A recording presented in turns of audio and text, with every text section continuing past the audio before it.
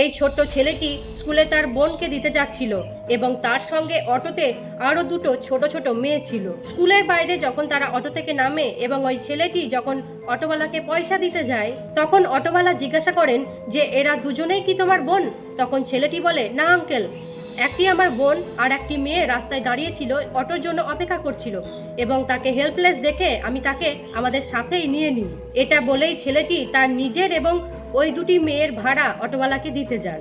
এই কারণ শুনে আর বাচ্চাটির এই মনুষ্যত্ব দেখে অটোওয়ালা খুব খুশি হয়ে যায় এবং ওই ছেলেটিকে বলে, চল ঠিক আছে, আজকের ভাড়া তোদের লাগবে না, এটা দিয়ে বরং তুই তোর পছন্দের কোনো খাবার খেয়ে নিস। ছেলেটি বলেন, না না আঙ্কেল, নিয়ে নিন। কিন্তু অটোওয়ালা বলে, না, এটা তুই রেখে দে এবং তোর পছন্দের যে কোনো একটা খাবার তুই খেয়ে নিস।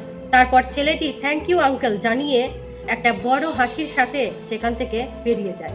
তারপর অটোওয়ালা বললেন, আমরা যখন ছোট ছিলাম কেউ আমাদের এভাবে লিফট দিলে বা একটুখানি সাহায্য করলে আমরা খুব খুশি হতাম। তো সেই ছোটবেলার কারণগুলোর জবাব অটোওয়ালা এইভাবে দিল। ওই বাচ্চা ছেলেটির সৎ মানসিকতার ফল কিন্তু ও হাতে নাতে সঙ্গে সঙ্গে পেল। তো একটা কথা অবশ্যই মনে রাখবেন যে দয়ালু হওয়ার জন্য ধনী হওয়ার প্রয়োজন নেই। আপনার ছোট্ট একটা স্মাইল, সাধ্যমতো কাউকে খাবার খাওয়ানো, জল খাওয়ানো বা 10-20 টাকার ভাড়া মাফ করে দেওয়া, এগুলোও কিন্তু দয়ালুর পরিচয় দেয়। এই ভিডিওটা দেখে আমি ভীষণ খুশি হয়েছি এবং তাই আপনাদের সাথেও শেয়ার করছি, যাতে এই পজিটিভিটি আমার সামনে থাকা মানুষগুলোর মাধ্যমে আরো কিছু জনের মধ্যে ছড়িয়ে পড়ে। ভালো থাকবেন সবাই।